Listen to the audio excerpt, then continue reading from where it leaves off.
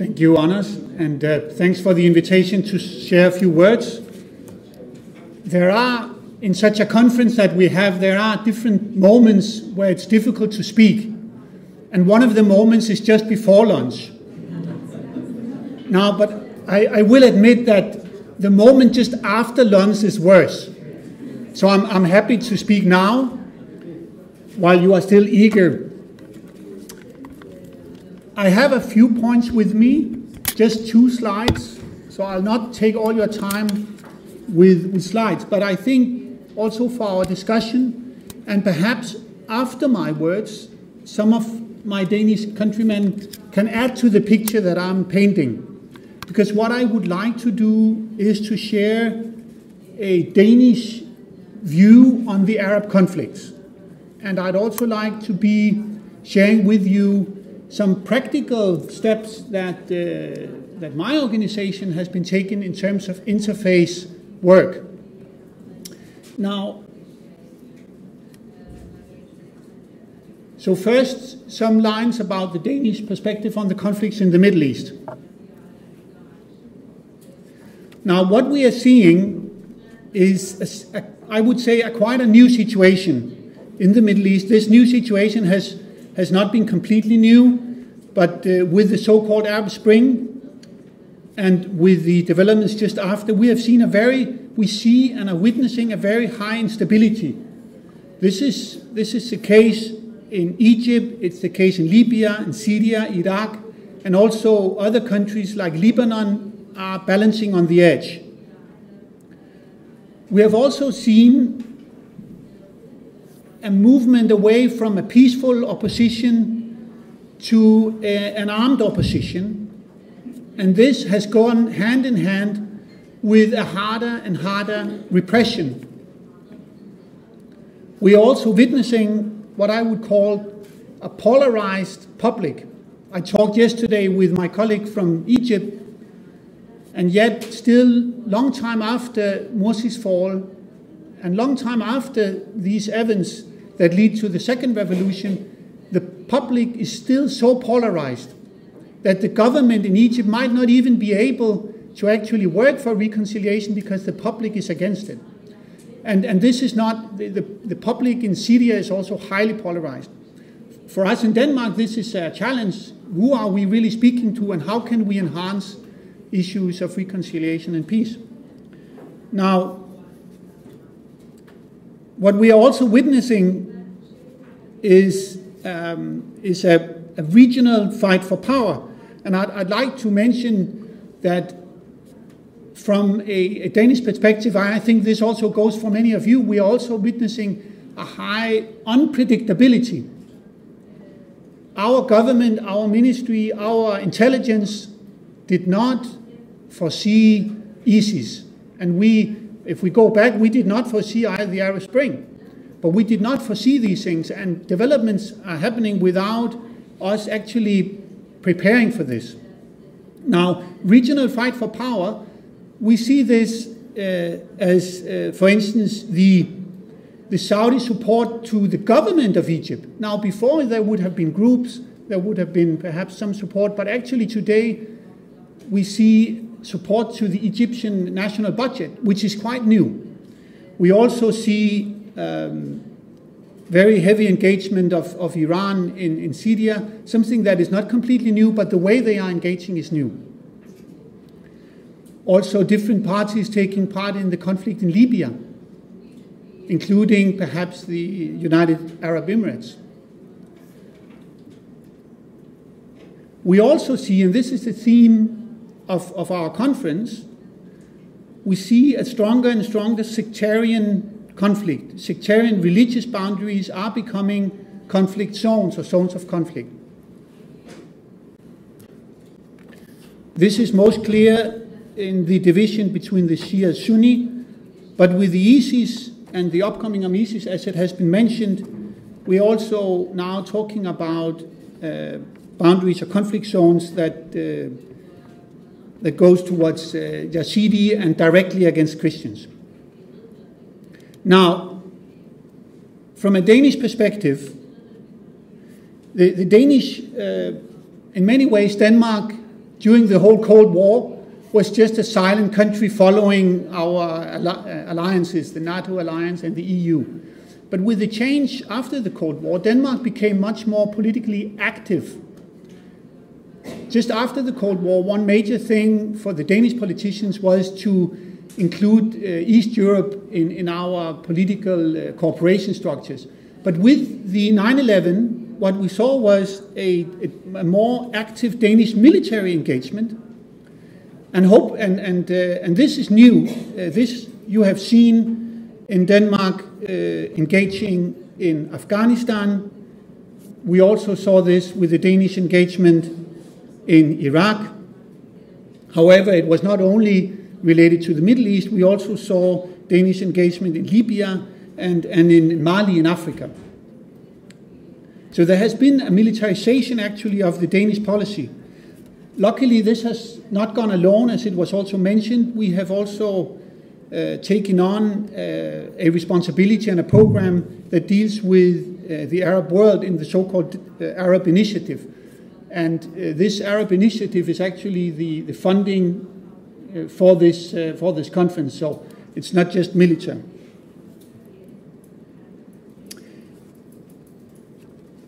The Danish government, the Danish Ministry of Foreign Affairs, did not really consider religion or religious groups, religious actors, as actors that they should deal with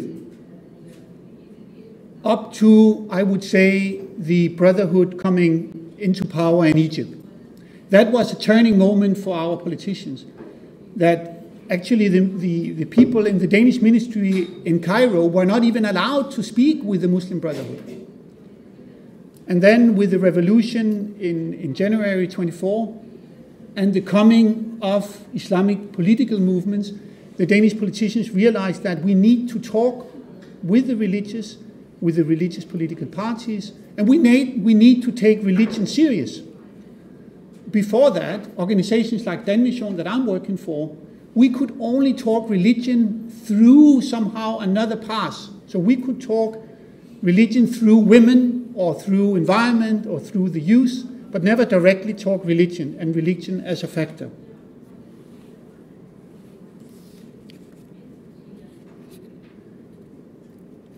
We have also seen, from the Danish perspective, much more focus on minorities. And this has been the case, obviously, it's very clear in Syria, but also in Egypt and other places. Now, I would like to say that we are facing a new situation with the coming of ISIS and a Danish military engagement that just started in September. The decision to as Anna said, to supply with fighter aircrafts in the US-led coalition against ISIS. Now, I want to stress that this military engagement actually happens in a situation where the Danish public and the Danish politicians at the same time are realizing the failures of the military engagement in Afghanistan, the failure in Libya, the failure also in Iraq. Actually, one of the main arguments that was put forward for why we should be active here was that we had made such a mess in Iraq, which is somehow ironic, but it's really not. It's a quite cruel fact that the Danish government, to some extent at least, realized that we have been part of messing this so much up that we need to continue. I also like to say that it's not the Danish analysis of the situation is also that the fighting in Syria and Iraq is somehow moving closer to our houses. It's become part of the fear not only in the Middle East region, but also our own security in Denmark. As it was mentioned, I think by Judge Abbas, that Denmark has provided perhaps more than 100 foreign fighters to the war in Syria and Iraq, which is first and foremost a huge problem for Syria, but also for us in Denmark, and it poses somehow a threat to our security internally in Denmark. And I think we need to view the engagement in the Middle East also in that sphere, that we also need to be active because we see our youth active here. I think it's true what Judge Abbas said, that there is an issue around integration processes of youth, and maybe perhaps we could have a discussion here at our conference regarding that. Let me turn now to some practical proposals. Just a few words about DanMission. DanMission has been active in the Middle East in interreligious education and interreligious dialogue for quite some time. We have been working with poverty alleviation, theoretical education, strengthening civil society, the reform agenda, and also with dialogue in terms of a dialogue for peaceful coexistence. And this has, I believe, become one of the highest priorities in this region, in the Middle East region. Now, the question was posed by the conference, is there sustainable peace without involving, the question was posed how people can engage in interfaith activities to help improve the situation. I'd like to turn it the other way around to say, is there sustainable peace without involving the religious agenda? I don't think that it's possible to talk about solving the situation now without involving the religious agenda. Perhaps before we could talk about solutions, or we could talk about ways of moving forward, but now religion has become such much of a center point in the conflicts that religion and religious actors, religious sentiments, religious groups needs to be taken on. And I'd like to share with you just a few examples of inter-religious cooperation. Now, humanitarian aid provides a very good fundament for inter-religious cooperation. It provides some kind of face towards the human being. It provides a basis for a witness that, or realization from outside, that we all share these difficulties.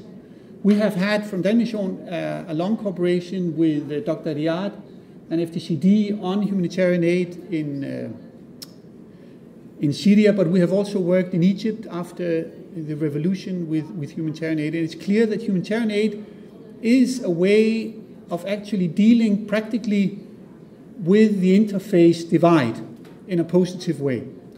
And here I'm putting as a fundament that humanitarian aid and aid in general is given based on needs and needs alone, and not on creed or alliances with religious groups. However, it is clear that when we can share together, there are somebody who are giving this.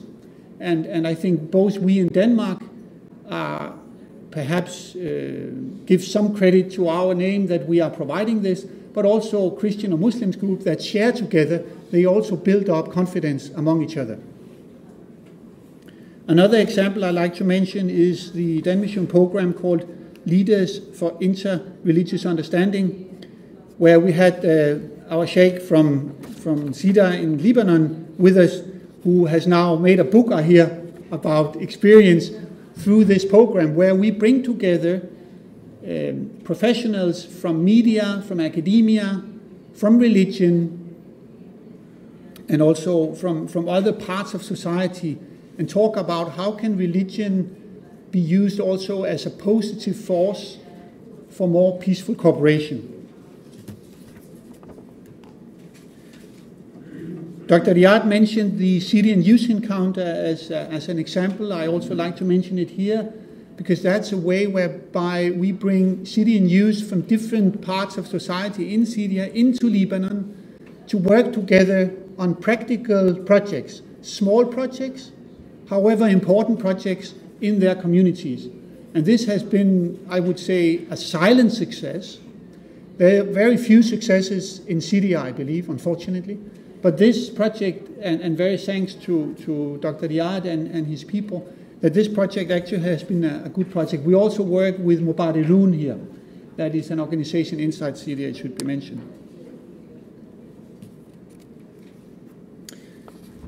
Finally, I'd like to mention the example of an intercultural citizenship project whereby Christians and Muslims work together to develop new educational material and intercultural, the concept of intercultural citizenship. We had the pleasure to have our Druze friend with us in Denmark to work on this concept, and there was a conference in Lebanon, in Beirut, just 1 month ago, where this educational material were presented to the public, and there was actually a very positive appreciation of that work. Now, just some final remarks. I'd like to say that the relationship between our two worlds is also a relationship, as I mentioned, that comes to us. It doesn't only come to us in terms of Danish youths who go to fight. It also comes to us as refugees coming from the Middle East to Denmark. Now, we have not been the most generous in terms of receiving refugees. I would say quite the opposite. However, the presence and the increasing presence of Syrian refugees in Denmark is actually one of the main arguments why the ministry today wants to scale down the Arab Initiative, the initiative that funds this project. They also want to scale down on development activities. Now, one could say, what is the link between Syrian refugees and the Arab Initiative? One thing is in Denmark, another thing is here, and our relationship with the Arab world. However, it is a fact that we need to deal with. Also, my fellow friend from Dan Charité, they are facing also this challenge, that somehow the Syrian refugee crisis, and it's not really a crisis in Denmark, but it's prospected as a crisis, comes into affecting our world and our work quite concretely. I'd also like to share with you that we are faced in Denmark with a quite tense political situation. The Middle East and religion has become, I would say, a political battleground. It's very difficult to move and to say clearly positive things about interfaith work, to be clearly stating we support moderate Muslims. Anas has been in the television highly criticized, also back and forth, for supporting the establishment of the Grand Mosque. How can Christians do this? And so we are facing, I would say, a tense political situation that we need to deal with. And yes, finally, I don't know how we do this interactively, but I think it should be right to actually have some comments from my Danish fellows to this picture that I was putting up in terms of Danish perspectives on the conflict in the Middle East. But I won't like to control your planning, but I think that would be a Danish way of doing it, to invite comments. Thank you very much.